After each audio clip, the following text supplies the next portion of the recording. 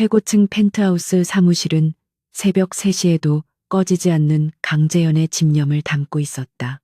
한국 굴지의 대기업 케인그룹을 이끄는 그의 얼굴은 7년간 단 한 번도 진심으로 웃지 못했으며 언제나 날카로운 긴장감과 피로로 둘러싸여 있었다. 그는 자신의 책상 위에 놓인 차가운 크리스탈 위스키 잔을 무심히 응시하며 이 거대한 제국을 흔들려는 내부의 불순한 움직임들을 머릿속으로 정리하고 있었다. 이 시대 최고의 전략가이자 냉철한 리더인 그에게 현재의 상황은 단순한 비즈니스 위기가 아닌 7년 전 비극의 그림자가 다시 드리운 싸움터와도 같았다. 지난 몇 달 동안 KNG그룹의 핵심 부문인 IT와 금융이 연달아 알 수 없는 방해를 받기 시작했다. 재현은 이것이 단순한 시장 변동이 아니며 내부 고위층의 교묘한 권력 남용임을 직감했다. 그는 손에 쥔 펜을 조용히 내려놓고 창밖으로 펼쳐진 서울의 야경을 바라보았다. 그 야경은 그가 가진 모든 것을 상징했지만 동시에 그의 잃어버린 과거와 끝없는 외로움 또한 비추고 있었다. 그는 언제나 고독했고 그 고독은 7년 전 사랑하는 아내를 잃은 후 더욱 깊어진 것이었다. 그의 외로움을 유일하게 채워주는 존재는 바로 7살 난 딸 강진아였다. 진아는 나이에 비해 훨씬 조숙하고 영리했으며 아버지의 그림자 같은 피로를 가장 먼저 알아차리는 아이였다. 진아는 최근 들어 급작스레 아버지의 새 신부감 찾기에 몰두하기 시작했다. 그녀는 학교 숙제보다 더 진지하게 인터넷과 잡지를 뒤지며 아빠가 다시 웃을 수 있게 해줄 엄마 후보를 물색하는 비밀 임무를 수행 중이었다. 그 작은 어깨에는 아이답지 않은 무거운 책임감이 얹혀 있었다. 어느 날 오후 KANG 그룹 본사 1층 로비에서는 진아가 주최한 비공개 엄마 면접이 진행되었다. 진아가 직접 선정한 후보들은 모두 유명 인사, 모델 혹은 기업가의 딸들이었으며 그들의 외모와 배경은 완벽에 가까웠다.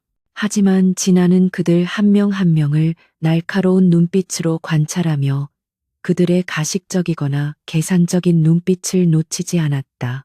그들의 인위적인 미소와 아빠의 재산에만 초점을 맞춘 듯한 대답은 진아의 순수한 마음을 실망시켰다. 진아는 그녀들이 모두 아버지의 마음이 아닌 지위를 탐내는 인물들이라고 판단했다. 저분들은 모두 탈락이에요. 아빠의 옆자리는 따뜻한 햇살 같은 사람이어야 하거든요. 차가운 얼음 같은 사람 말고. 진아는 비서실장 최 실장에게 단호하게 말했다. 최 실장은 당황했지만 진아의 뜻을 거스를 수 없었다. 그는 재현에게 이 상황을 보고해야 했지만 감히 냉철한 CEO에게 딸의 유치한 신부 찾기 놀이를 말할 용기가 나지 않았다. 그러나 재현은 이미 알고 있었다. 그는 딸의 행동을 사랑스러운 어리광으로 치부하며 깊은 기업 문제에 집중하려 애썼다. 바로 다음 날 재현은 캉그룹의 연례사회 공헌 활동의 일환으로 작은 시골 마을에 방문해야 했다. 이 행사는 다이렉터 김태성 측에서 자신의 대회 이미지를 개선하기 위해 전략적으로 기획한 것이었기에 재현은 마지못해 참석했다. 진아는 이 지루해 보이는 시골 방문에 뜻밖의 흥미를 보였고 아버지 몰래 비행기에 올랐다. 그녀는 직감적으로 이곳에 무언가 특별한 것이 있을 것 같다는 예감을 떨칠 수 없었다. 마을은 서울의 화려함과는 정반대로 소박하고 평화로웠지만 최근 닥친 가뭄과 비 때문에 활력을 잃고 있었다. 진아는 아버지를 따라 시차를 다니던 중 작은 약초밭 옆 오두막에서 빛나는 무언가를 발견했다. 그곳에는 그녀가 지금까지 본 어떤 사람보다도 편안하고 자연스러운 아름다움을 가진 한 여인이 있었다. 그녀의 이름은 한서현, 마을에서 약초를 재배하며 홀로 살고 있는 농민이었다. 서현은 단순한 농민이라기보다는 자연과 하나 된 듯한 평온함을 지니고 있었다. 그녀는 지친 마을 사람들에게 스스로 만든 약초차를 나누어 주고 있었는데 그녀의 손길과 눈빛은 어떤 대가의 손길보다도 따뜻하고 진심이 느껴졌다. 한 아이가 넘어져 무릎을 다쳤을 때 서연은 당황하지 않고 즉시 밭에서 신선한 약초를 뜯어 능숙하게 처치했다. 그 모습은 세련된 서울 여성들에게서는 결코 찾아볼 수 없는 강인함과 생명의 힘을 보여주었다. 진아는 숨을 멈추고 서연을 바라보았다. 그녀는 복잡한 계산이나 가식이 없는 마치 맑은 샘물 같은 사람이었다. 진아는 망설임 없이 아버지의 품에서 뛰쳐나와 서연에게 다가갔다. 아줌마, 이름이 뭐예요? 저희 아빠 신부감 오디션에 합격이에요. 진아의 당돌한 선언에 마을 사람들과 재현은 물론 서연 자신도 크게 놀랐다. 서연은 그저 순수하게 웃으며 진아의 머리를 쓰다듬었고 그 미소는 재현의 차가운 심장을 잠시나마 관통했다. 재현은 딸의 행동에 민망함을 느끼고 서연에게 다가가 사과하며 돈 봉투를 건네려 했다. 딸이 아직 어려서 실수를 했습니다. 불편하게 해드려 죄송합니다. 그의 말투는 여느 때처럼 냉정하고 사무적이었다.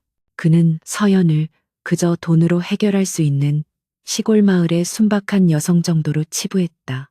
그는 그녀의 깊은 눈빛 속에 숨겨진 지성과 강인한 내면을 전혀 읽어내지 못했다.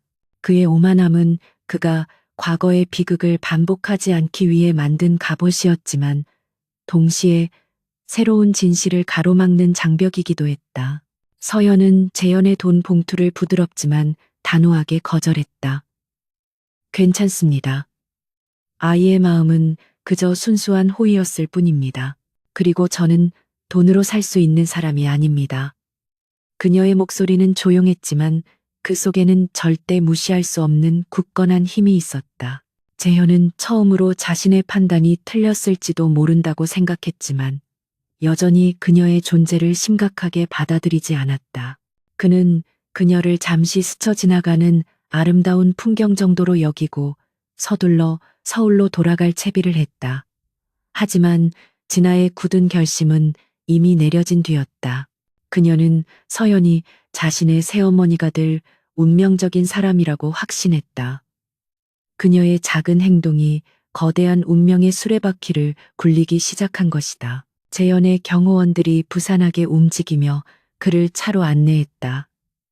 그는 뒷자리에 앉아 서류를 검토하기 시작했고 시골 마을의 풍경은 이미 그의 머릿속에서 지워졌다. 그러나 진아는 차창에 얼굴을 대고 서연이 사라질 때까지 손을 흔들었다. 아줌마, 꼭 다시 올게요. 약속해요. 진아의 외침은 재현의 귓가에 맴돌았고 그는 미간을 찌푸리며 딸의 고집을 어떻게 꺾어야 할지 고민했다. 그는 이 작은 만남이 7년 전 봉인된 비극적인 과거의 문을 다시 열게 될 열쇠라는 것을 전혀 예상하지 못했다. 김태성 전무가 주도한 KNG 그룹의 고위 임원 회의실은 숨막힐 듯한 긴장감으로 가득 차 있었다. 김 전무는 강재현 회장의 최대 라이벌이자 내부의 반역자였으며 그는 최근의 주가 폭락을 이용해 재현을 경영 일선에서 몰아낼 절호의 기회를 노리고 있었다. 태성은 깔끔하게 재단된 슈트를 입고 있었지만 그의 눈빛은 탐욕과 조바심으로 번들거리고 있었다. 그는 재현의 능력을 겉으로는 인정하는 척했지만 내심 그의 냉철함과 막강한 권력을 질투하고 있었다. 재현은 태성의 공격적인 질문과 교묘한 논리 전개에도 불구하고 흔들림 없는 태도로 상황을 통제했다. 그는 데이터를 제시하고 반박하며 태성이 숨기고 있는 불법적인 거래와 연결된 위협을 정확히 꿰뚫고 있었다. 그가 아내를 잃은 7년 전 비극의 배후에 태성이 관련되어 있음을 직감적으로 알았기 때문에 이번 싸움은 단순히 기업의 이익을 넘어선 사적인 복수전의 성격까지 띠고 있었다. 재현에게 이 회의는 철저하게 준비된 전쟁터였다.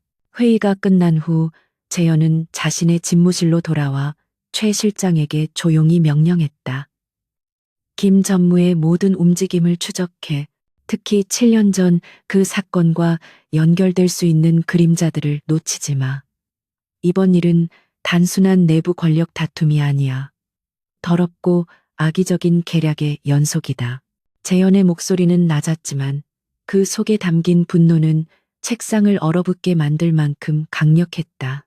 그는 정의를 되찾고 자신의 모든 것을 지키기 위한 강경책을 준비하기 시작했다. 한편 집으로 돌아온 진아 공주는 서연 아줌마를 서울로 데려오기 위한 공작을 즉시 시작했다. 진아는 아빠의 가장 큰 약점이 자신이라는 것을 정확히 알고 있었다. 그녀는 식음을 전폐하고 침대에 누워 시위하는 고전적인 방법을 택했다. 아빠가 서연 아줌마를 우리 집에 데려오지 않으면 나도 밥 안 먹을 거예요. 아줌마는 내 엄마가 될 사람인데 아빠는 왜 이렇게 차가워요? 진아의 눈물은 재현의 단단한 마음을 녹이는 유일한 무기였다. 결국 재현은 딸의 고집을 꺾지 못하고 서연을 임시 보모 겸 가정교사 명목으로 서울로 초빙하기로 결정했다. 그는 서연에게 엄청난 금액의 계약금을 제안했지만 서연은 순전히 진아의 순수함과 마을 사람들을 돕고 싶은 마음 때문에 마지못해 제안을 수락했다. 그녀는 서울의 화려한 생활에는 전혀 관심이 없었지만 마을의 가뭄 피해 복구를 위한 기금을 마련해야 했다. 이 돈은 그녀에게 단순한 계약금이 아닌 무거운 책임감이었다. 서연이 서울로 오는 날 재현은 그녀를 대형 KNG 그룹 리무진으로 맞이했다. 서연은 낡은 가방 하나만을 들고 있었으며 그녀의 수수한 복장은 주변의 화려한 경호원들과 극명한 대비를 이루었다. 리무진에 올라탄 후에도 그녀는 서울의 마천루나 호화로운 내부 장식에는 전혀 눈길을 주지 않았다. 그녀의 시선은 창밖의 작은 나무들과 하늘에 머물렀다. 그녀의 그런 태도는 재현에게 묘한 당혹감을 안겨주었다. 재현은 그녀에게 업무 범위를 명확히 설명하려 했지만 서연은 그저 고개를 끄덕이며 짧게 대답했다. 제 임무는 진아를 돌보고 제가 할 수 있는 일을 돕는 것입니다. 저는 귀하의 비서나 배우자가 아닙니다. 그녀의 말은 단정했지만 그 속에는 자신만의 확고한 경계선이 있었다. 재현은 그녀의 당당한 태도에 약간의 흥미를 느꼈지만 여전히 그녀를 일회용 고용인으로 여기며 깊은 관심을 주지 않았다. KANG 그룹의 최고위층 비서실장인 최 실장은 서연의 도착을 누구보다 면밀하게 관찰하고 있었다. 그는 재현 회장과 7년 전 세상을 떠난 전 부인 사이에 있었던 모든 일의 전말을 알고 있는 유일한 인물이었다. 서연이 리무진에서 내릴 때 최 실장은 잠시 숨을 멈췄다. 서연의 걸음걸이, 머리를 묶는 방식, 그리고 무엇보다 깊고 투명한 눈빛이 7년 전에 그 사람과 너무나도 흡사했기 때문이었다. 최 실장은 서연을 영접하는 동안 그녀의 왼손을 흘끗 보았다. 7년 전 회장의 부인은 불의의 사고로 왼쪽 새끼손가락에 특이한 흉터를 입었었다. 최 실장은 서연의 손에서 흉터를 찾으려 했지만 그녀는 빠르게 손을 숨겼다. 혹시 어디 아프신 곳은 없으십니까? 먼 길 오시느라 피곤하실 텐데. 최 실장은 형식적인 질문을 던졌지만 그의 시선은 그녀의 작은 표정 변화 하나도 놓치지 않으려는 듯 집요했다. 서연은 희미하게 웃으며 대답했다. 괜찮습니다. 저는 시골 생활에 익숙해서 이 정도 이동은 아무렇지도 않습니다. 그녀의 미소는 햇살처럼 따뜻했지만 그 속에 숨겨진 어떤 슬픔 같은 것이 최 실장의 마음을 불편하게 만들었다. 그는 그 미소에서 7년 전 회장이 사랑했던 여인의 그림자를 보았다. 하지만 그녀가 분명히 7년 전 사망했다는 사실을 알고 있었기에 최 실장은 자신의 눈을 의심할 수밖에 없었다. 재현은 태성 전무가 다음 주에 열릴 이사회에서 자신에게 결정적인 타격을 입힐 것이라는 정보를 입수했다. 그는 서현의 존재가 잠시나마 딸의 마음을 안정시키고 자신의 에너지를 이 거대한 전투에 집중시킬 수 있게 해줄 것이라 믿었다. 그는 그녀를 그저 기능적인 도구로 생각했지만 그의 딸 진아에게 서현은 이미 운명이었다. 진아의 기쁨은 재현에게 예상치 못한 안정을 가져다 주었다. 김태성 전무 측의 정보원들은 서현이 KNG 그룹 저택에 들어왔다는 소식을 듣고 즉시 그녀를 조사하기 시작했다. 그들은 서현이 시골 출신의 단순한 여자라는 정보를 확인하고는 안심했다. 회장이 드디어 제정신이 아닌 모양이야. 시골뜨기를 데려다 놓다니 아마도 딸의 어리광 때문이겠지. 우리의 진짜 목표는 저 여자 따위가 아니다. 태성은 서연의 등장을 회장님의 약점이라고 판단하며 그녀를 완전히 무시했다. 그의 오만함은 치명적인 실수가 될 것이었다. 재현은 서연에게 최고급 숙소와 전속 운전기사까지 배정해 주었지만 서연은 그 모든 호화로움을 거부했다. 그녀는 저택의 가장 구석진 곳에 있는 작은 창고를 개조한 방을 선택했다. 그 방은 햇빛이 잘 들고 흙냄새가 나는 작은 정원과 연결되어 있었기 때문이었다. 그녀의 소박함은 KNG 그룹의 모든 직원들에게 혼란을 주었다. 그녀는 그들에게 익숙한 탐욕스럽거나 계산적인 사람이 아니었다. 밤늦게까지 서류를 검토하던 재현은 문득 서연의 방 쪽에서 희미하게 들려오는 조용한 노랫소리를 들었다. 그 노랫소리는 7년 전 그의 아내가 자주 불러주던 낡은 자장가와 매우 흡사했다. 재현은 심장이 쿵 떨어지는 듯한 충격을 느꼈지만 그는 즉시 이성으로 감정을 억눌렀다. 착각일 뿐이야. 그녀는 죽었어. 그는 스스로를 다독였지만 그날 밤 그는 잠들지 못하고 과거의 어두운 그림자에 잠식되었다. 그는 그 노랫소리가 7년 동안 굳게 닫혀 있던 판도라의 상자를 여는 열쇠일지도 모른다는 것을 몰랐다. 최 실장의 의심과 재현의 불안감은 서연의 존재가 단순한 우연이 아님을 암시했다. 곧 태성 전무의 공격과 함께 숨겨진 진실이 수면 위로 떠오를 준비를 하고 있었다. KANG 그룹 저택의 생활은 한서연에게 있어 생소한 환경이었지만 그녀는 시골에서 자연과 함께 살았던 방식대로 조용하고 침착하게 적응해 나갔다. 집안의 고용인들은 서연을 달갑지 않은 시선으로 바라보았다. 그들은 회장님의 옆자리를 탐내는 명문가 출신 여인들에게 익숙했기에 흙냄새가 나는 소박한 옷차림에 서연을 경멸하거나 무시했다. 그들의 오만함은 서연이 단지 진아의 임시 보모일 뿐이라고 판단하며 그녀를 하인들보다 못한 존재로 취급하게 만들었다. 서연은 그런 차가운 시선과 노골적인 무시에도 전혀 동요하지 않았다. 그녀는 자신의 역할에만 충실했으며 진아의 곁에서 조용히 그녀를 보살폈다. 진아 공주는 서연의 따뜻한 품과 인위적이지 않은 미소에 완전히 매료되었다. 그녀는 서연과 함께 저택 뒤뜰에 작은 화단에 씨앗을 심고 서연이 가르쳐주는 간단한 약초 지식을 배우며 행복한 시간을 보냈다. 이 짧은 시간은 진아에게 7년 만에 찾아온 진정한 평온함이었다. 어느 날 오후 진아는 정원에서 놀다가 넘어져 무릎에 깊은 상처를 입고 울음을 터뜨렸다. 저택의 의사는 급히 소독약을 준비했지만 서연은 의사를 제지했다. 소독약 대신 이걸 쓰는 게 좋겠어요. 흉터를 최소화할 수 있습니다. 서연은 침착하게 뜰에서 캐낸 신선한 쑥과 이름 모를 풀을 지식여 만든 약초 반죽을 능숙하게 상처에 발랐다. 그녀의 손길은 믿을 수 없을 정도로 섬세하고 확신에 차 있었다. 강재현은 중요한 화상 회의를 중단하고 딸에게 달려왔다가 서연의 대담한 행동을 보고 놀라움을 감추지 못했다. 그는 불쾌한 목소리로 지금 뭘 하는 겁니까? 전문적인 치료를 받아야 합니다. 라고 말했다. 재현의 눈에는 서연의 행동이 미신적이거나 무모한 것으로 보였다. 그는 자신의 딸이 시골의 민간요법으로 치료받는 것을 용납할 수 없었다. 그의 냉철함은 상황에 대한 통제력을 잃는 것을 가장 두려워했다. 서연은 재현의 차가운 시선에도 흔들리지 않고 고개를 들었다.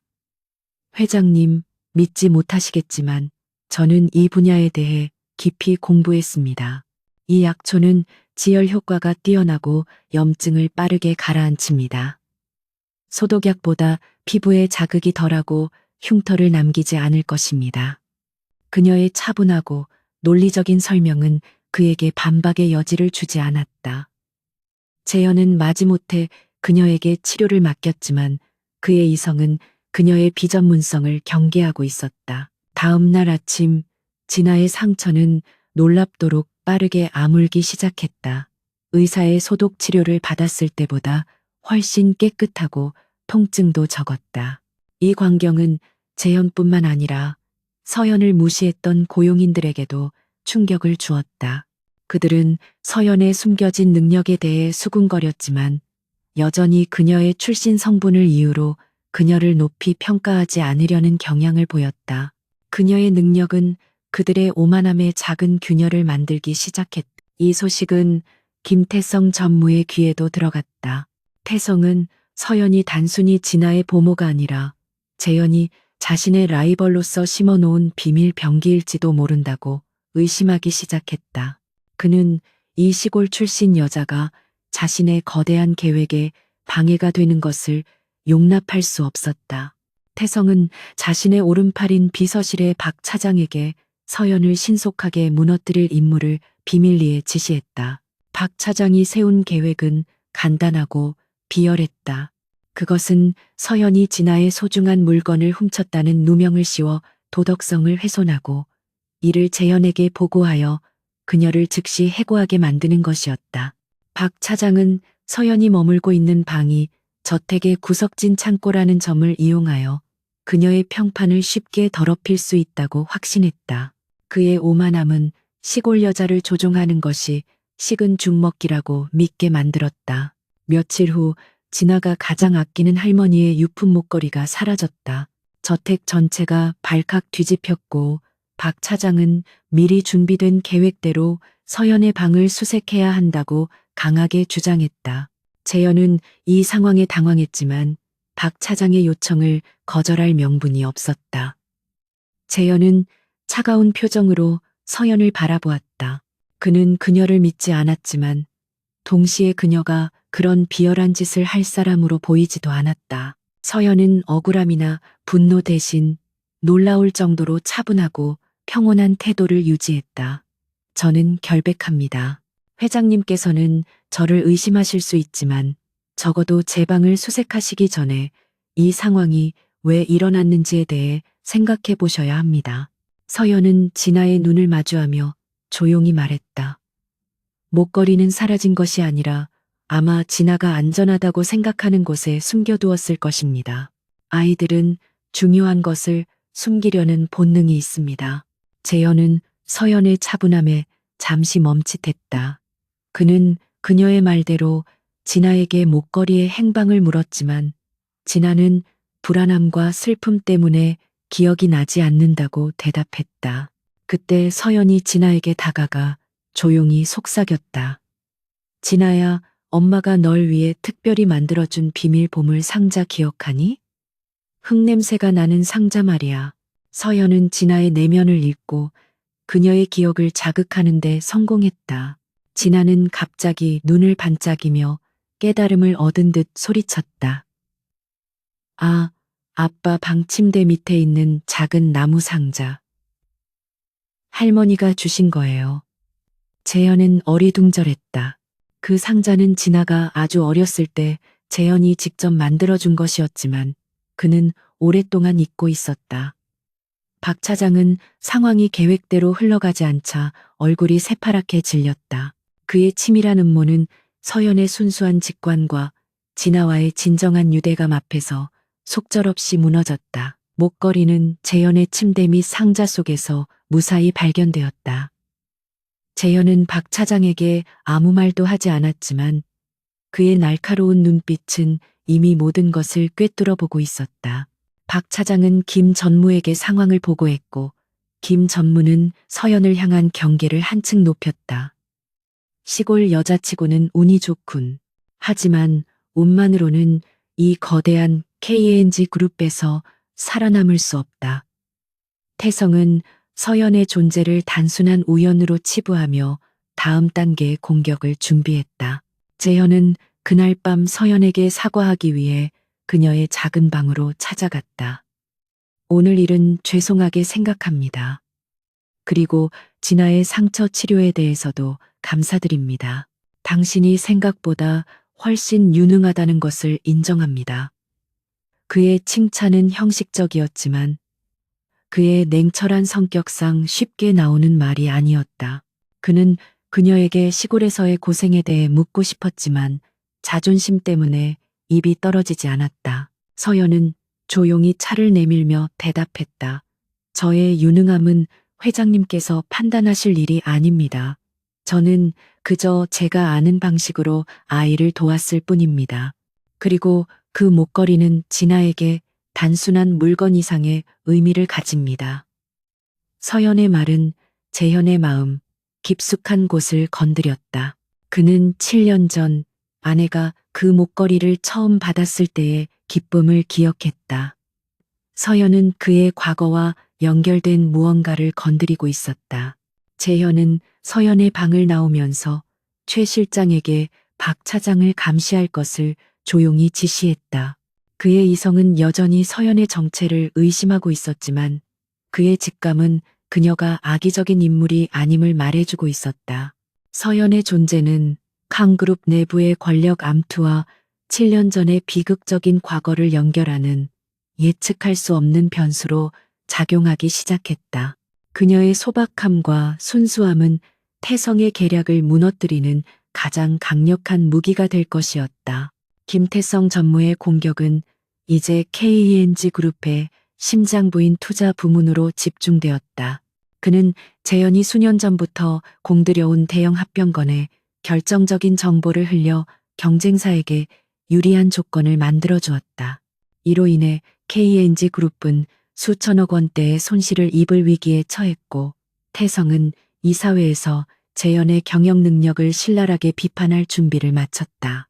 그의 오만함은 재현이 이 정도 위기에서는 냉정함을 잃고 무너질 것이라 확신했다. 재현은 태성의 교활한 계략에 정면으로 맞서기 위해 밤낮 없이 사무실에 머물렀다. 그는 잠정적으로 서연의 존재를 잊고 오직 이 기업 전쟁에만 몰두하려 했지만 예상치 못한 순간에 서연의 그림자가 그의 시야에 나타났다. 어느 날 밤늦게 재현은 복잡한 재무 보고서를 검토하며 깊은 고민에 빠져 있었는데 서연이 조용히 그의 집무실 문을 두드렸다.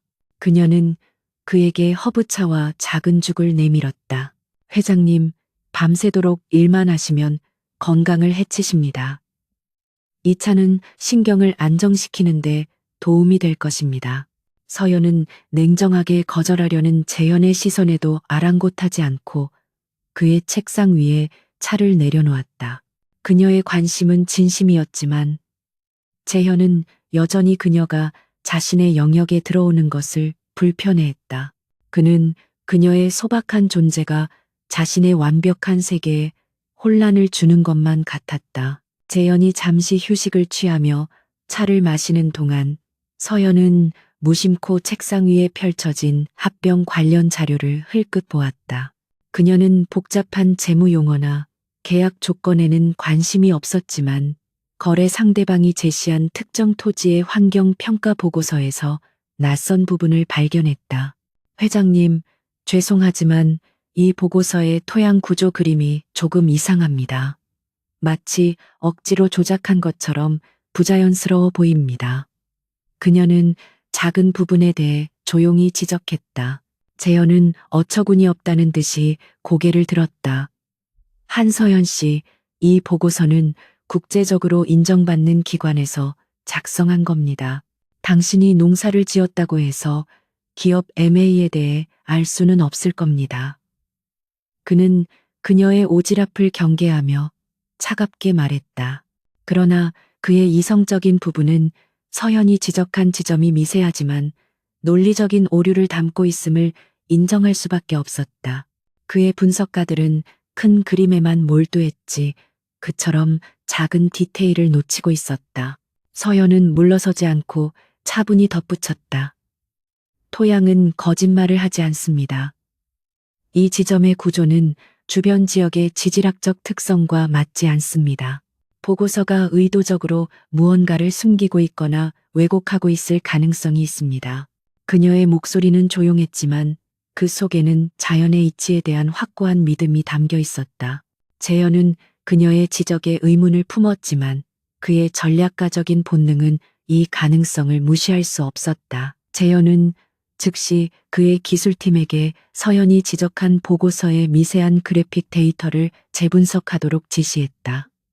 몇 시간 후 결과는 충격적이었다. 보고서의 일부 데이터가 이미지 처리 과정에서 조작된 것으로 드러난 것이다.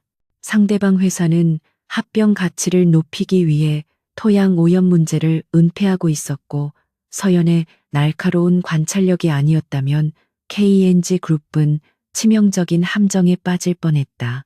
재현은 놀라움과 동시에 서연의 능력에 깊은 인상을 받았다. 그는 서연에게 공식적으로 감사를 표했지만 그녀는 겸손하게 미소를 지을 뿐이었다. 저는 그저 제가 아는 것을 말씀드렸을 뿐입니다. 자연은 항상 우리에게 진실을 보여줍니다. 이 사건을 통해 재현은 서연이 단순한 시골 여자가 아니라 어떤 분야에서는 자신보다 훨씬 예리한 통찰력을 가진 인물임을 인정하게 되었다. 그녀의 진정한 가치가 드러나기 시작하면서 재현의 마음속에는 복잡한 감정이 싹트기 시작했다. 같은 시각 최 실장은 재현의 지시대로 김태성 전무와 그의 오른팔박 차장을 은밀하게 감시하고 있었다. 최 실장은 태성 전무가 재현을 무너뜨리기 위해 7년 전 사건과 관련된 인물들과 접촉하고 있음을 포착했다. 그는 재현의 아내에게 일어난 비극이 단순한 사고가 아니며 태성의 권력욕과 직접적인 관련이 있음을 확인하게 되었다. 이 사실은 최 실장에게 엄청난 충격이었다. 최 실장은 7년 전 사건에 봉인된 조사 파일과 현재의 기업 위기 사이에 존재하는 미묘한 연결고리를 발견했다. 두 사건 모두 KANG 그룹의 핵심 기술을 빼돌려 태성이 세운 페이퍼 컴퍼니와 연관되어 있었다. 회장님, 이 모든 것이 연결되어 있습니다. 7년 전 사고는 김 전무의 배신과 권력 탈취 계획의 일부였습니다. 그리고 서연 씨의 등장은 우연이 아닐 수도 있습니다. 최 실장은 떨리는 목소리로 재현에게 보고했다. 재현은 보고를 듣고 차가운 분노에 휩싸였다. 그의 아내의 죽음이 복잡한 기업 음모의 희생양이었다는 사실은 그의 내면을 뒤흔들었다. 그는 더 이상 감정적으로 흔들릴 시간이 없었다. 그는 즉시 자신의 가장 신뢰하는 내부 감사팀과 사설 조사팀을 소집하여 7년 전의 비극과 현재의 태성 전무의 계략을 동시에 파헤치는 비밀 임무를 시작했다. 이 작전은 극비리에 진행되어야 했으며 실패는 곧 캉그룹의 몰락과 그의 모든 것을 잃는 결과를 의미했다. 재현은 조사팀에게 서연의 배경에 대해서도 은밀하게 조사할 것을 지시했다. 그녀가 우연히 과거의 진실을 건드렸을 수도 있지만 그녀의 예리함과 7년 전 아내의 모습과 겹쳐 보이는 미묘한 특징들이 그의 이성을 흔들었다. 그는 진아의 엄마를 잃은 고통을 겪었기에 그는 모든 가능성을 배제하지 않기로 했다. 그는 서연이 누구인지, 그녀의 과거는 무엇인지에 대한 모든 것을 알고 싶었다. 태성 전무는 재현이 예상보다 훨씬 빠르게 자신의 계략을 파악하고 있음을 느끼고 초조해지기 시작했다. 그는 재현이 단순히 기업적 대응을 넘어 사적인 영역까지 침범하여 과거를 파헤칠 것이라고는 상상도 하지 못했다. 태성은 자신의 비밀을 영원히 봉인하기 위해 7년 전 사건의 핵심 증인을 제거하거나 입을 막는 등 더 잔혹하고 비열한 행동을 계획하기 시작했다. 그의 권력 남용은 이제 돌이킬 수 없는 파국으로 치닫고 있었다. 재현은 서연을 다시 만났을 때 이전과는 다른 시선으로 그녀를 바라보았다. 그녀는 여전히 소박한 옷차림에 흙냄새를 풍기고 있었지만 이제 그는 그녀에게서 강인함과 순수한 지혜를 보았다. 그는 그녀가 자신의 전략적 전투에서 중요한 무언가가 될 수 있음을 어렴풋이 느꼈다. 이 전투는 캉그룹의 운명뿐 아니라 7년 동안 묻혀있던 한 가족의 진실을 되찾기 위한 절박한 싸움이었다. 강재현 회장의 비밀 조사팀이 7년 전 비극의 실마리를 풀어가고 있을 때 한서연은 KNG 그룹 저택의 일상 속에서 예상치 못한 심리적 고통을 겪기 시작했다. 그녀는 여전히 자신의 과거에 대해 거의 기억하지 못했지만 그녀의 주변 환경은 무의식 속에 잠자고 있던 기억의 파편들을 끊임없이 자극했다. 그녀의 내면은 고요한 호수처럼 보였지만 수면 아래에서는 격렬한 폭풍이 휘몰아치고 있었다. 어느 주말 오후 재현은 진아와 서연을 데리고 서울 외곽의 오래된 미술관에 방문했다. 그곳은 재현과 그의 아내가 함께 즐겨 찾던 장소였으며 재현은 향수와 고통스러운 기억을 느끼며 복잡한 심경이었다. 미술관은 평화로웠지만 서연에게는 마치 공포 영화의 배경처럼 느껴졌다. 그녀는 낯선 공포감에 사로잡혀 있었다. 서연이 갤러리의 중앙홀을 지나가던 중 그녀는 벽에 걸린 7년 전 사진 작품 앞에서 갑자기 걸음을 멈췄다. 그 사진은 흑백으로 처리된 깊은 숲속에 안개 낀 외딴 오두막을 담고 있었다. 그 순간 서연의 머릿속에 날카로운 통증이 밀려왔다. 강렬한 섬광과 함께 그녀는 낯선 사람들의 잔인한 목소리와 자신의 비명소리를 짧게 들었다. 그녀의 심장은 미친 듯이 뛰기 시작했다. 그녀는 눈앞이 흐려지며 몸의 중심을 잃었고 벽에 기댄 채 가쁜 숨을 몰아쉬었다. 재현은 서연의 이상 행동을 즉시 알아차리고 그녀에게 달려갔다. 한서연 씨, 괜찮습니까? 어디 아픈 곳이라도 있습니까? 재현은 그녀의 창백해진 얼굴과 공포에 질린 눈빛에서 그녀가 겪고 있는 고통이 단순한 현기증이 아님을 깨달았다. 그는 그녀의 어깨를 조심스럽게 잡아주었지만 그녀의 몸은 돌처럼 굳어 있었다. 서현은 희미하게 고개를 저으며 재현의 손을 뿌리쳤다. 아니요, 괜찮습니다. 그저 갑자기 머리가 너무 아파서요. 이 그림에서 이상한 냄새가 나는 것 같습니다. 피와 흙의 냄새가.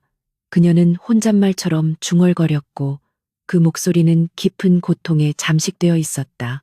재현은 그 순간 서연이 단순한 기억 상실이 아닌 심각한 외상 후 스트레스 장애를 앓고 있음을 직감했다. 그녀의 고통은 거짓이 아니었다.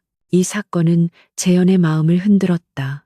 그는 서연을 단순한 고용인이나 진아의 보모로만 볼 수 없었다. 그녀는 그의 과거와 연결된 어떤 깊은 상처를 지닌 피해자일지도 몰랐다. 재현은 그녀의 과거를 파헤치는 조사를 계속 진행하면서도 동시에 그녀를 보호해야 한다는 강력한 책임감을 느끼기 시작했다. 그는 그녀의 내면의 힘과 순수함에 점차 이끌리고 있었다. 한편 김태성 전무는 재현이 자신을 겨냥한 비밀 조사를 진행하고 있다는 보고를 받고 극도로 불안해졌다. 특히 서연이 7년 전 사건과 관련된 핵심 토양 보고서의 오류를 지적했다는 사실을 알고는 경악했다. 그는 서연이 우연히 재현의 곁에 온 것이 아니라 자신의 과거를 위협하는 시한폭탄일 수 있다고 판단했다. 그녀의 소박한 외모 뒤에 숨겨진 직관적인 지혜가 그에게 가장 큰 위협이 되었다. 태성은 서연을 제거하기 위한 구체적인 계획을 세웠다. 그는 그녀를 누명씌워 해고하는 단순한 방법 대신 그녀를 영원히 서울에서 추방하여 재현의 접근을 차단하기로 결정했다. 태성은 자신의 비서박 차장을 통해 서연의 시골 마을에 대규모 익명 기부를 제안했다. 이 기부금은 마을 사람들에게 매우 절실한 것이었고 서연은 의무감 때문에라도 서울 생활을 정리하고 고향으로 돌아갈 수밖에 없을 것이었다. 박 차장은 서연에게 다가가 태성 전무의 선의를 가장하여 이 제안을 전달했다. 한서연 씨 덕분에 회장님께서 마을의 어려움을 알게 되셨습니다. 회장님께서는 감사의 표시로 마을의 거액의 발전 기금을 기부하시겠다고 합니다. 하지만 회장님께서는 이 일이 외부에 알려지는 것을 원치 않으십니다. 박 차장은 마치 재현의 뜻인 양 서연을 속이려 했다. 서연은 이 뜻밖의 제안에 잠시 흔들렸다. 그녀는 자신의 역할이 이제 끝났다고 생각했다. 만약 이 기부금이 마을에 실질적인 도움이 된다면 저는 기꺼이 서울을 떠나겠습니다. 진아를 두고 가는 것은 슬프지만 그것이 저의 임무였습니다. 서연은 순수한 마음으로 마을 사람들의 행복을 우선시했고 태성의 교활한 함정에 빠져들기 시작했다. 그녀는 이것이 자신을 고립시키려는 악의적인 계략임을 전혀 알지 못했다. 재현은 서연이 갑작스럽게 시골로 돌아갈 준비를 한다는 소식을 듣고 당황했다. 그는 서연에게 이곳에서의 계약 기간이 아직 남아 있습니다. 게다가 진아가 당신을 필요로 합니다. 라고 말했다. 재현은 그녀가 떠나는 것을 원치 않았다. 그는 그녀가 자신의 전략적 방어막이 될 수 있음을 알았고 무엇보다 그녀의 곁에 있으면 알 수 없는 평온함을 느꼈다. 서연은 조심스럽게 박 차장에게 들은 기부금 이야기를 재현에게 꺼냈다. 회장님, 마을 사람들은 기부금이 절실합니다. 저는 이곳에서 충분한 역할을 수행했다고 생각합니다. 저의 부재가 회장님께 불편함을 드리지 않기를 바랍니다. 재현은 이 말을 듣고 태성 전무가 자신을 모함하고 서연을 제거하려 한다는 사실을 즉시 깨달았다. 그는 태성의 비열함과 잔인함에 분노했다. 재현은 서연을 떠나보내지 않기로 결심했다. 그는 서연에게 자신의 조사를 공개적으로 밝힐 수는 없었지만 그녀의 안전과 자신의 복수를 위해 그녀를 곁에 두어야 했다. 당신이 떠나는 것은 안 됩니다. 나는 당신이 필요합니다. 진아를 위해서가 아니라 KANG 그룹의 미래를 위해 당신의 독특한 통찰력이 필요합니다. 재현은 솔직하면서도 전략적인 언어로 그녀를 설득하려 했다. 그의 말 속에는 이제 더 이상 고용인에게 하는 냉정한 말투가 아닌 진심 어린 필요성이 담겨 있었다. 서연은 재현의 갑작스럽고도 강렬한 요청에 혼란스러웠지만 그녀는 재현의 눈빛에서 진실과 절박함을 읽었다. 그녀는 결국 서울에 더 머물기로 결정했다. 그러나 김태성 전무는 서연이 서울에 남기로 했다는 소식을 듣고 격분했다. 그 시골 여자가 감히 나의 계획을 방해해? 이제 그녀는 단순한 방해물이 아니다. 직접 처리해야 할 위협이다. 태성의 다음 계획은 더욱 노골적이고 위험한 방향으로 선회하기 시작했다. 서연의 무의식적인 기억과 재현의 전략적 통찰이 만나는 순간 복수의 칼날은 서서히 태성 전무를 향해 겨누어지고 있었다. 강재현 회장의 비밀 조사팀은 며칠 밤낮을 쉬지 않고 움직였다. 그들은 7년 전 사고 현장 주변 인물들의 증언과 김태성 전무의 비밀 장부 사이의 연결고리를 집요하게 파헤쳤다. 결정적으로 그들은 사고 직후 서연을 한적한 시골 마을로 은밀히 옮기고 그녀의 기록을 조작하는 데 관여했던 핵심 인물이 태성의 오랜 오른팔이었음을 밝혀냈다. 이 사실은 서연이 단순한 기억 상실증 환자가 아니라 태성의 계획에 의해 의도적으로 숨겨진 희생양임을 명확히 보여주었다. 재현은 이제 모든 의심을 확신으로 바꿀 필요가 있었다. 그는 서연의 칫솔이나 머리카락에서 DNA 샘플을 극비리에 채취하여 KANG 그룹의 비공개 연구소로 보냈다. 이 모든 과정은 최 실장의 철저한 감시와 통제 아래 진행되었다. 재현은 만약 서연이 그의 아내가 맞다면 태성이 알기 전에 그녀의 존재를 완벽하게 보호해야 했다. 그는 긴장감 속에서 운명의 결과를 기다리고 있었다. 며칠 후 재현은 자신의 집무실에서 최 실장으로부터 봉인된 분석 결과를 전달받았다.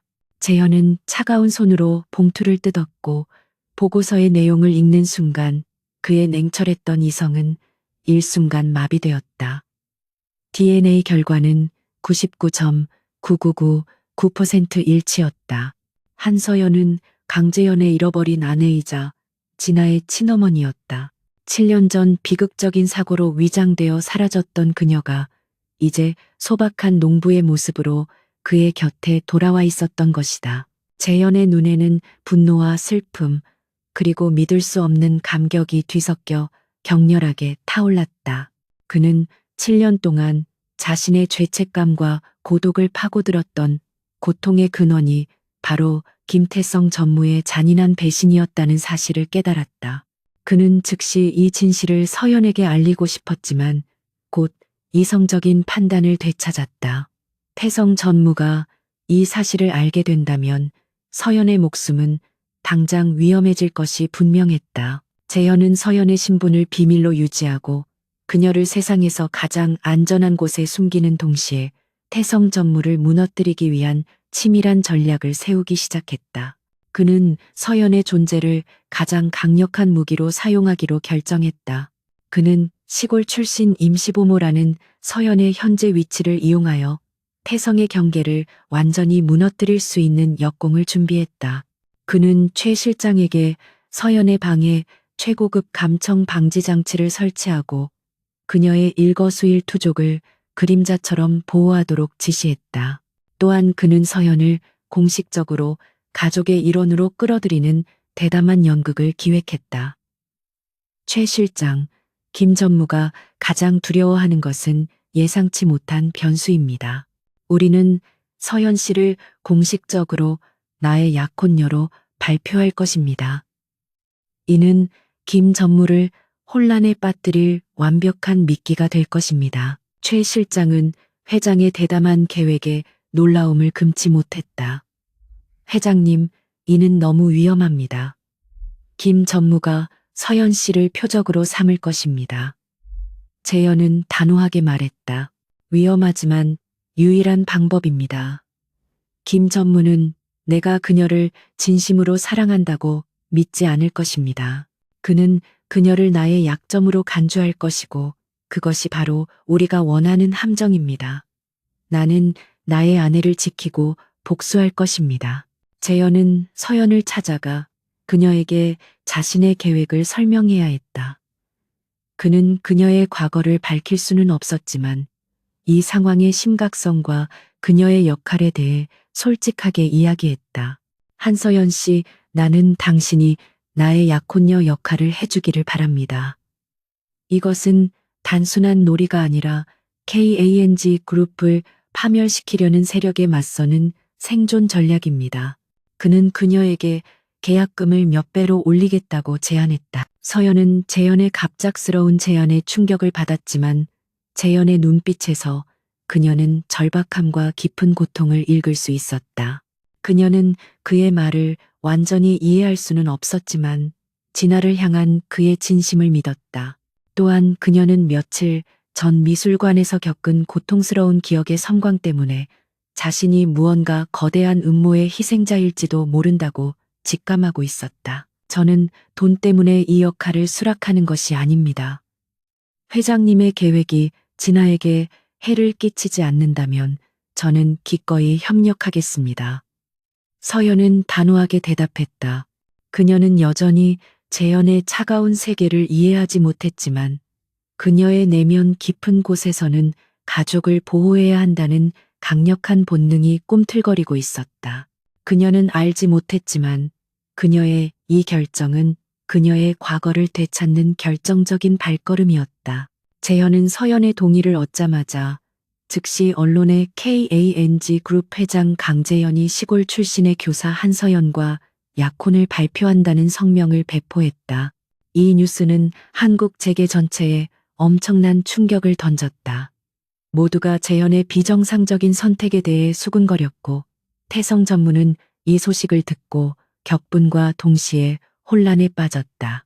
태성은 재현이 시골 여자에게 진심으로 빠졌다고는 믿지 않았다. 말도 안 돼. 저 여자는 단순한 보모일 뿐이야. 강재현이 겨우 저런 천박한 여자를 이용해서 나를 도발하려는 건가? 태성은 서연을 자신의 거대한 계획을 방해하는 재현의 애인 정도로 치부하며 그녀를 공개적으로 망신시키고 재현의 평판을 떨어뜨릴 계략을 세우기 시작했다. 그의 오만함은 서연이 그의 7년 전 희생자라는 진실을 완전히 외면하게 만들었다. 재현은 서연에게 약혼녀 역할에 필요한 모든 지원을 아끼지 않았다. 그는 그녀에게 최고급 디자이너 옷과 보석을 제공했지만 서연은 여전히 소박한 옷차림을 고수했다.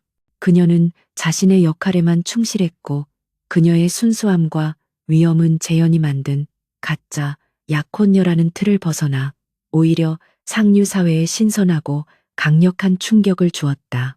서연은 재현의 의도와는 달리 대중의 주목을 받으며 점차 강해지고 있었다. 재현의 복수극은 이제 서연의 의지와 운명적인 조화를 이루며 절정으로 치닫기 시작했다. 강재현 회장과 한서연 씨의 깜짝 약혼 발표는 한국 재계를 뒤흔드는 거대한 폭풍을 일으켰다. 재현은 이 발표를 통해 김태성 전무에게 강력하고 예측 불가능한 도발을 가했으며 태성의 권력 기반을 뿌리부터 흔들기 시작했다. 언론들은 이시골 출신 여인의 정체를 파헤치기 위해 혈안이 되었지만 KANG그룹의 철통 같은 보안은 서연의 과거를 철저히 감추고 있었다. 재현은 서연을 미끼로 사용하여 태성이 자신의 통제력을 잃고 섣부른 행동을 하도록 유도하고 있었다. 김태성 전무는 이 뉴스를 접하고 자신의 집무실에서 서류를 집어던지며 격분했다. 말도 안 돼. 저 여자는 단순한 시골뜨기에 불과해. 강재현이 겨우 저런 여자를 내세워 나의 계획을 방해하려 하다니. 그는 나를 모욕하고 있어. 태성은 서연이 단순한 애인 수준이 아니라 재현의 거대한 역습에서 핵심적인 역할을 맡고 있음을 직감했지만 그녀의 출신 성분을 이유로 여전히 그녀의 능력과 잠재적인 위험을 과소평가했다. 그의 오만함은 그를 더욱 무모하게 만들었다. 재현은 약혼 발표의 충격파를 이용하여 오랫동안 준비해온 대규모 투자 계획을 이사회에 상정했다. 이 계획은 KNG 그룹의 미래를 결정할 만큼 엄청난 규모였으며 태성 전무의 비밀 자금줄과 관련된 여러 사업 부문을 해체해야만 성공할 수 있는 것이었다. 재현은 서연과의 약혼을 통해 얻은 대중의 주목을 방패 삼아 태성의 반발을 정면으로 돌파할 강력한 명분을 확보했다. 한서연 씨는 나의 가장 큰 약점이 아니라 나의 미래에 대한 확신을 상징합니다. 나는 그녀를 위해 KANG 그룹의 모든 불순한 요소들을 제거할 것입니다. 재현은 이사회에서 이처럼 선언하며 태성 전무의 정경유착 및 비자금 조성 의혹이 얽힌 사업 부문을 정리할 것을 공표했다. 그의 단호하고 냉철한 태도는 일부 반대파마저 잠시나마 그의 카리스마에 압도되게 만들었다. 서연은 자신의 이름이 재현의 위험한 기업 전쟁에 이렇게 깊숙이 이용된다는 사실에 당황했지만 진아의 안전을 위해 물러설 수 없었다. 그녀는 재현의 서재에서 그를 만났다. 회장님, 저는 당신의 전략을 이해합니다. 하지만 저는 연극을 하고 싶지 않습니다. 저는 진심으로 진아를 걱정하고 당신의 힘든 싸움을 지켜보고 있습니다. 당신은 왜 이렇게까지 해야 합니까? 그녀의 눈빛은 순수했지만 그 속에는 숨겨진 진실을 알고 싶어 하는 강렬한 의지가 담겨 있었다. 재현은 그녀에게 진실을 밝힐 수 없었지만 그녀의 솔직함에 감동했다. 나는 당신이 생각하는 것보다 더 큰 것을 잃었습니다. 그리고 나는 그것을 되찾아야 합니다. 당신이 나의 곁에 있어주는 것은 단순한 연극이 아니라 내가 이길 수 있는 유일한 이유입니다. 김태성 전무는 내가 가장 소중히 여기는 것을 빼앗으려 했고 나는 이제 그에게 그의 오만함이 초래할 결과를 보여줄 것입니다. 서연은 재현의 절박함을 느꼈다. 그녀는 여전히 자신의 과거를 기억하지 못했지만 재현의 고통이 자신의 무의식 속에 있는 어떤 거대한 슬픔과 연결되어 있음을 직감했다. 그녀는 그에게 힘이 되어주기로 결정했다. 좋습니다. 저는 당신의 약혼녀 역할을 수행하겠습니다. 하지만 저는 당신의 명령에만 따르는 인형이 아닙니다. 저는 진아의 평화로운 미래를 위해 이곳에 있는 것입니다. 그녀의 단호한 선언은 재현에게 예상치 못한 강렬한 지지였다. 재현은 서연에게 감사의 뜻을 표하며 그녀의 신변 보호를 위해 최 실장에게 개인 경호팀을 2배로 늘릴 것을 지시했다. 그는 태성 전무가 궁지에 몰리면 수단과 방법을 가리지 않고 공격할 것임을 알고 있었다. 재현은 이 모든 상황이 자신의 손 안에서 통제되고 있다고 믿었지만 그의 이성적인 통제 범위를 벗어난 가장 큰 변수는 바로 서연의 잃어버린 기억이었다. 김태성 전무는 재현의 투자 계획이 자신의 비자금 통로를 완전히 차단할 것임을 깨닫고 극도로 초조해졌다. 그는 서연이 재현의 과거와 관련된 중요한 정보를 알고 있을지도 모른다는 의심을 떨칠 수 없었다. 저 시골 여자에게는 뭔가 비밀이 있어. 그녀를 없애지 않으면 모든 것이 무너질 것이다. 태성은 재현의 약혼 발표를 자신에 대한 선전포고로 받아들이고 자신의 모든 권한과 자원을 동원하여 최후의 반격을 준비했다. 태성의 계획은 복합적이고 잔혹했다. 그는 재현의 투자 계획에 대한 결정적인 기밀 정보를 유출하여 KENG 그룹의 주가를 폭락시키는 동시에 서연에게 직접적인 위해를 가하여 재현의 정신적인 중심을 무너뜨리려 했다. 그는 서연을 납치하여 재현을 협박할 생각이었으며 이 모든 것을 재현의 경쟁사에게 누명을 씌워 자신의 범죄를 숨기려 했다. 태성은 재현이 가장 중요하게 여기는 약혼식 리셉션을 때이로 정했다. 이 리셉션은 수많은 국내외 VIP들이 모이는 자리였으며 태성이 자신의 음모를 실행하기에 완벽한 혼란을 제공할 수 있었다. 태성은 박 차장에게 서연을 납치할 비밀 조직을 고용할 것을 명령했다. 성공하면 막대한 보상을 받을 것이다. 실패하면 모든 것이 끝장이다. 이번에는 절대로 실수가 있어서는 안 된다. 태성의 목소리에는 광기와 절박함이 섞여 있었다. 서연은 재현의 옆에서 공식적인 약혼녀 역할을 수행하기 위한 준비를 시작했다. 그녀는 화려한 드레스와 보석을 착용했지만 그녀의 눈빛과 태도는 여전히 소박하고 진실했다. 그녀는 상류 사회의 위선적인 인사들에 둘러싸여 있었지만 그녀의 침착함은 그들의 가식적인 미소를 무력화시켰다. 그녀는 재현의 보호를 받고 있었지만 동시에 자신이 거대한 음모의 중심에 서 있다는 사실을 무의식적으로 느끼고 있었다. 재현은 서연을 바라보며 연민과 애정을 느꼈다. 그녀가 자신의 아내라는 사실을 숨긴 채 그녀를 위험한 전투의 미끼로 사용하고 있다는 사실에 그는 죄책감을 느꼈다. 그는 이 모든 것을 끝내고 그녀의 잃어버린 기억을 되찾아주고 싶었지만 그러기 위해서는 태성 전무를 먼저 무너뜨려야만 했다.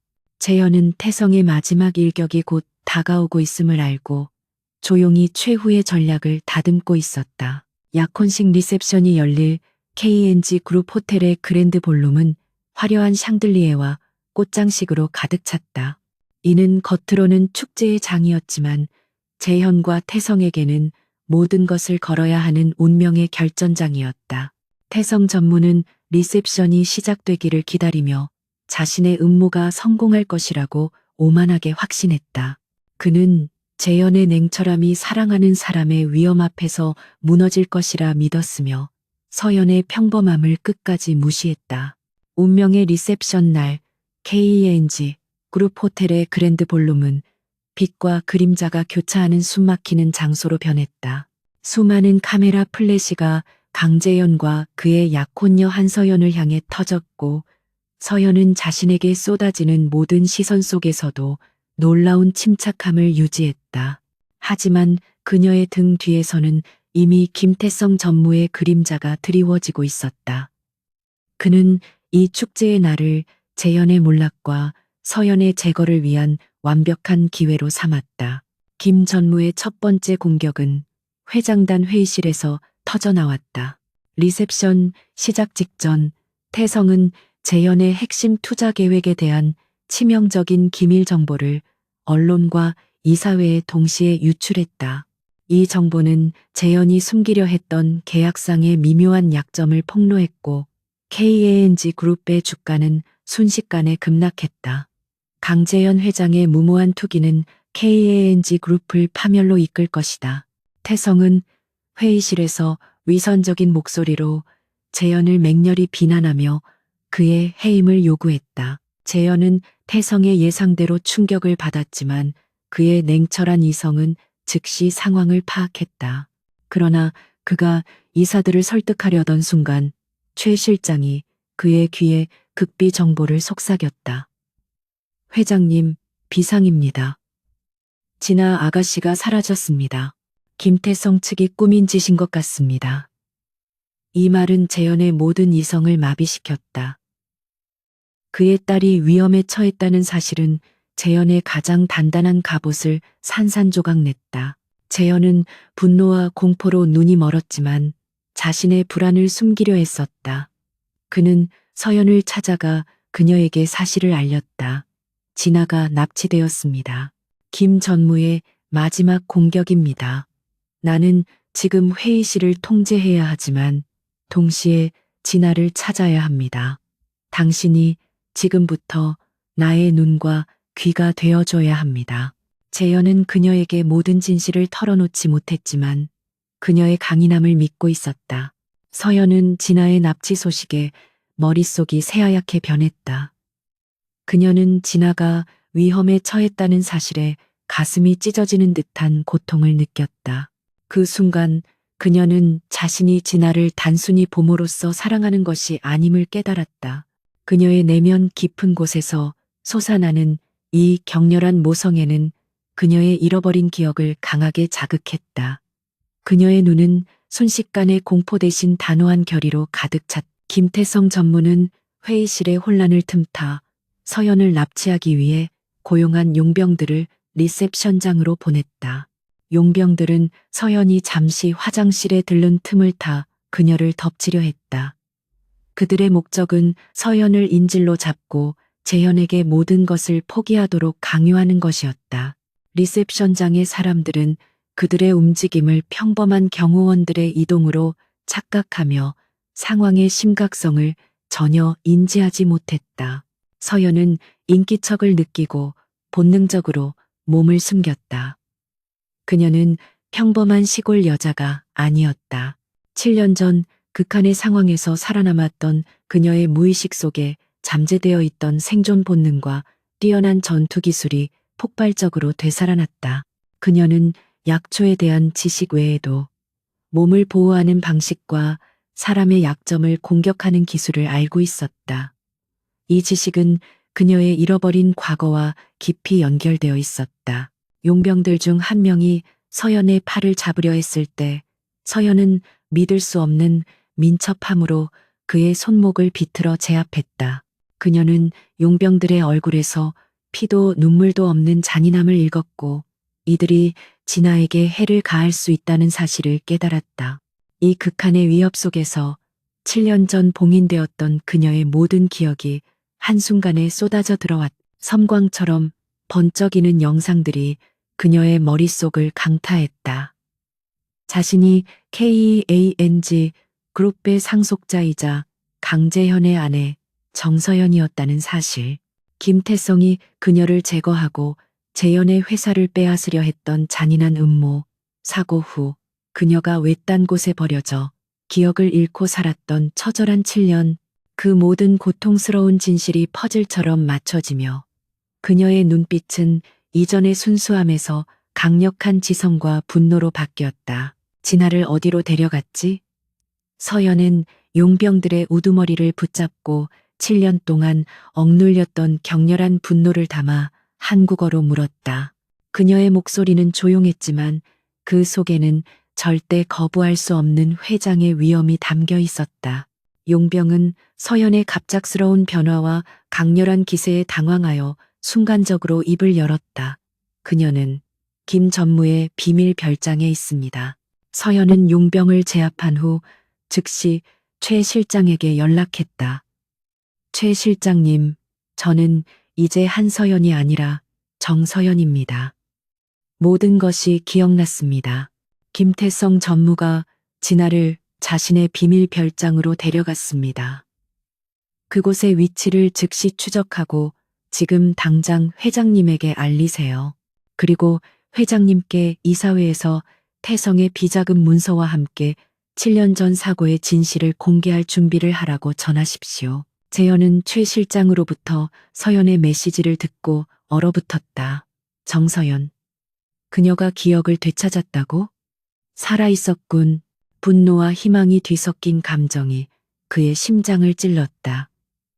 그는 이사회에 서류를 던지며 태성 전무를 향해 차갑게 말했다. 김태성 전무, 당신의 모든 비열한 계획은 끝났습니다. 당신이 숨긴 진실이 지금 밝혀질 것입니다. 나의 아내 정서연이 돌아왔다. 회의실은 충격에 휩싸였고 태성은 얼굴이 창백해졌다. 그는 서연이 자신의 희생자였다는 사실을 재현이 이미 알고 있음을 깨달았고 자신이 가장 두려워했던 최악의 시나리오가 현실이 되었음을 직감했다.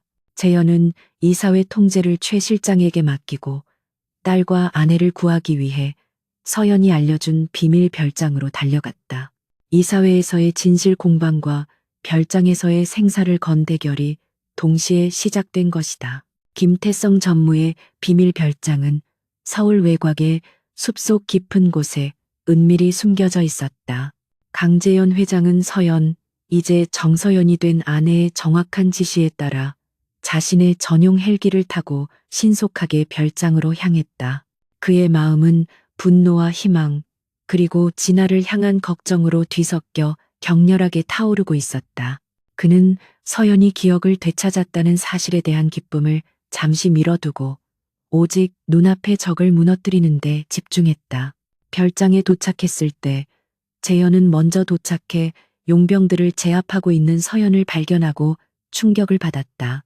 서연은 7년 전 사고 이전에 엘리트 기업가이자 전략가의 모습으로 완전히 돌아와 있었다. 그녀는 놀라운 기술과 냉철함으로 용병들을 무력화시키고 그들에게서 진아의 정확한 위치를 알아내고 있었다.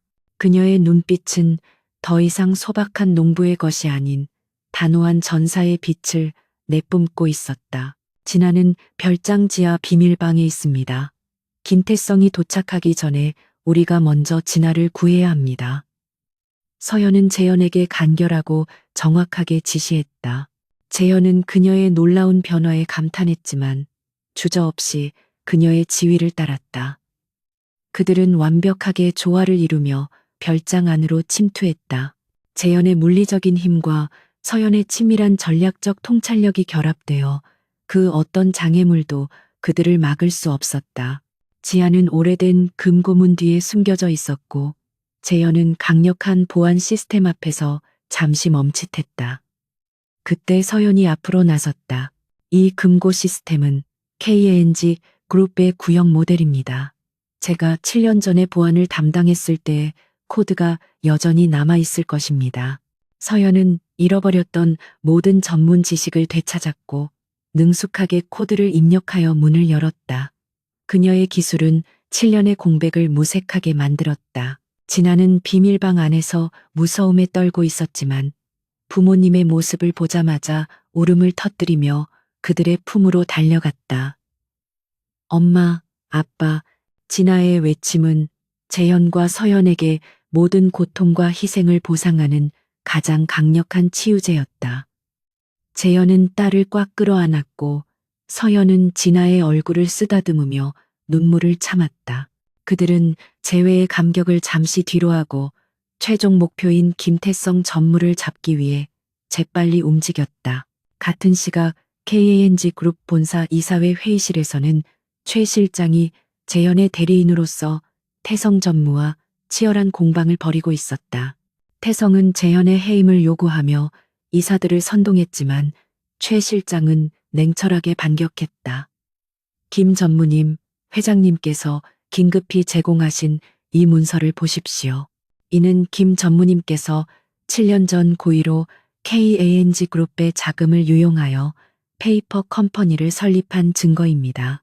이 모든 것은 정서연 사모님을 제거하고 권력을 탈취하려 한 음모의 일부였습니다. 최 실장이 제시한 증거는 서연이 기억을 되찾은 후 재현에게 긴급히 제공한 7년 전 그녀가 작성했던 비밀 문서였다. 이 문서는 태성의 비자금 흐름을 추적할 수 있는 결정적인 증거였으며 재현의 조사팀이 발견하지 못했던 마지막 퍼즐 조각이었다. 태성은 이 증거가 어떻게 세상에 나올 수 있는지 믿을 수 없어 눈이 뒤집혔고 오만함으로 가득 찼던 그의 얼굴은 절망으로 일그러졌다. 김태성 전무는 자신이 완전히 궁지에 몰렸음을 깨닫고 이성을 잃었다. 그는 자신의 권위와 힘을 마지막까지 남용하려 했지만 이사들은 이미 등을 돌리기 시작했다. 태성의 비자금과 정서연 사모님의 사고 사이에 명확한 연결고리가 드러나자 공포와 배신감에 사로잡힌 이사들은 만장일치로 태성 전무의 즉각적인 직위 해제와 검찰 수사를 촉구했다. 별장에서 진아를 안전하게 탈출시킨 재현과 서연은 별장 입구에서 막 도착한 김태성 전무와 마주쳤다. 태성은 모든 것을 잃었다는 사실에 분노하여 재현과 서현을 향해 달려들었다. 너희들이 감히 내가 7년 동안 쌓아 올린 모든 것을 망치다니. 너는 이미 죽었어야 했어. 그의 목소리는 증오와 패배감으로 떨리고 있었다. 서현은 단호하게 태성을 바라보았다. 김태성, 당신의 오만함과 권력 남용이 당신 자신을 파멸시켰습니다. 나는 죽지 않았고 당신의 모든 범죄는 이제 명명백백하게 드러날 것입니다. 당신은 7년 전 나뿐만 아니라 KNG 그룹의 정의까지 죽이려 했습니다. 그녀의 목소리는 조용했지만 그 속에는 강한 정의감과 복수의 칼날이 서려 있었다. 태성은 마지막 발악으로 서연에게 달려들었지만 재현이 재빠르게 그를 제압했다. 재현은 태성에게 단 한마디의 말도 하지 않았지만 그의 눈빛은 7년 동안 억눌렀던 분노와 경멸을 담고 있었다. 태성은 자신의 오만함이 그를 파멸로 이끌었다는 사실을 깨닫고 모든 것을 포기한 채 무너져 내렸다. 현장에 도착한 경찰들에게 태성은 체포되었고 그의 몰락은 한국 재계를 뒤흔드는 거대한 사건으로 기록되었다. 재현과 서연은 딸 진아를 안고 헬기에 올랐다. 서울의 밤하늘을 날아가는 헬기 안에서 그들은 비로소 7년 만에 진정한 평온함을 찾았다. 서연은 이제 단순한 시골 아줌마가 아닌 KNG 그룹의 진정한 여주인이자 재현의 전략적인 파트너로 돌아왔다. 공의는 실현되었고 권력을 남용한 악인은 결국 자신의 오만함 때문에 스스로 몰락했다. 그들의 싸움은 끝났고 이제 그들에게는 치유와 새로운 시작만이 남아 있었다. 김태성 전무의 몰락으로 KANG 그룹을 짓누르던 어둠은 마침내 걷히기 시작했다. 재현과 서현, 그리고 진아가 헬기를 타고 서울로 돌아오는 밤, 그들의 재회는 7년 동안 멈춰있던 시간의 흐름을 다시 이어주는 기적과도 같았다. 진아 공주는 엄마의 품을 놓지 않았고 서현은 잃어버린 세월의 공허함을 딸의 따뜻한 체온으로 채워나갔다. 재현은 이 모든 것이 현실이라는 사실에 벅찬 감격을 느꼈다. 다음 날 아침 KNG 그룹의 모든 직원과 세상 사람들은 정서연 사모님의 귀환 소식에 경악했다. 그녀의 이야기는 단순한 기업 스캔들을 넘어 잔혹한 배신과 운명적인 재회에 대한 한 편의 드라마로 전해졌다. 서연은 공식적으로 기자회견을 열고 자신이 겪었던 7년간의 고통과 김태성의 악의적인 음모의 전말을 냉철하게 밝혔다. 그녀의 용기와 지성은 대중에게 깊은 감동을 주었다. 재현은 서연과 함께 이사회에 참석하여 김태성 전무의 비리를 완전히 청산하고 KNG 그룹의 재무 구조를 투명하게 개편하는 작업을 주도했다. 서연은 잃어버린 기억 속에서 되찾은 자신의 전문 지식을 활용하여 재현의 가장 강력한 전략적 파트너가 되었다. 그녀의 날카로운 통찰력과 윤리적인 경영 철학은 KNG 그룹을 과거의 부패한 그림자에서 벗어나 새로운 시대로 이끌었다. 가장 중요한 것은 그들 가족의 치유 과정이었다.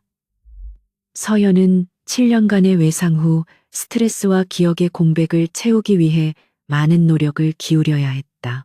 재현은 그녀의 옆을 지키며 그녀가 고통스러워할 때마다 그녀의 손을 잡아주었다. 그는 더 이상 냉철한 CEO의 가면 뒤에 숨지 않았다. 그는 아내에게 자신의 모든 사랑과 진심을 표현하며 그녀의 과거의 고통을 함께 나누려 했다. 그의 변함없는 사랑은 서연에게 가장 강력한 약이었다. 진아는 엄마 서연의 옆에서 떨어지지 않으려 했고, 서연은 딸의 순수한 사랑을 통해 잃어버린 모성애를 되찾았다. 그녀는 진아에게 시골에서 배운 약초 지식과 자연의 소중함을 가르쳐 주었다. 그녀의 따뜻하고 꾸밈없는 교육 방식은 진아의 감성과 지성을 동시에 성장시켰다. 진아가 엄마를 찾기 위해 했던 모든 작은 노력은 결국 온전한 가족을 되찾는 거대한 기적의 씨앗이었음이 증명되었다. 서연은 한때 시골 아줌마로 불렸던 자신의 소박한 경험을 버리지 않았다. 그녀는 KNG 그룹의 사회공헌 활동을 전적으로 담당하며 자신의 고향 마을을 포함한 소외된 지역 사회에 대한 지원을 확대했다. 그녀는 물질적인 도움뿐만 아니라 스스로 자립할 수 있는 실질적인 교육과 기술 지원에 중점을 두었다. 그녀의 이러한 행보는 상류 사회의 신선한 윤리적 모범을 제시했다. 재현과 서연은 지난 7년간의 오해와 고통을 해소하기 위해 긴 대화를 나누었다. 재현은 그동안 자신이 그녀를 잃은 죄책감과 슬픔에 사로잡혀 얼마나 외로웠는지 고백했고, 서연은 기억을 잃은 채 살았던 시간이 얼마나 불안정하고 공허했는지 털어놓았다. 그들의 대화는 단순한 정보 교환이 아니라 영혼의 깊은 상처를 치유하는 과정이었다. 그들은 서로의 고통을 인정하고 과거의 아픔을 극복하며 더욱 단단한 믿음을 쌓았다. 1년 후 재현과 서연은 공식적으로 결혼식을 올렸다. 그들의 결혼식은 화려한 치장 대신 진정한 의미의 가족과 소중한 인연들에게 감사하는 소박하고 따뜻한 축제의 장이었다. 진아 공주는 두 사람 사이를 오가며 활짝 웃었고, 그녀의 웃음소리는 7년 동안 닫혀있던 KNG 패밀리 저택의 문을 활짝 열어젖혔다. 그들의 이야기는 악의적인 배신과 권력 남용이 결국 스스로를 파멸로 이끈다는 진리를 세상에 보여주었다. 김태성 전무와 그의 공모자들은 법의 준엄한 심판을 받고 그들의 오만함에 대한 대가를 치렀다. 그들은 권력이라는 이름으로 약자를 무시하고 진실을 은폐하려 했지만 결국 가장 순수하고 강인했던 한 여인의 내면의 힘과 한 가족의 끊을 수 없는 사랑 앞에서 무너졌다. 정의는 비록 늦었지만 결국 승리했고, 그들의 이야기는 수많은 사람들에게 용기와 희망을 주었다. 재현은 더 이상 차가운 가면을 쓰지 않았다. 그는 전략가로서의 냉철함은 유지했지만 그의 눈빛은 아내와 딸을 향한 따뜻한 사랑으로 채워져 있었다. 서연은 이제 단순한 농부가 아닌 KNG 그룹의 회장 부인이자 기업의 윤리적 중심이 되었다. 그녀는 자신의 과거를 잃었을 때도, 그리고 모든 것을 되찾았을 때도 변함없이 강하고 순수한 사람이었다. 그들의 삶은 다시 한번 완벽한 조화를 이루었다.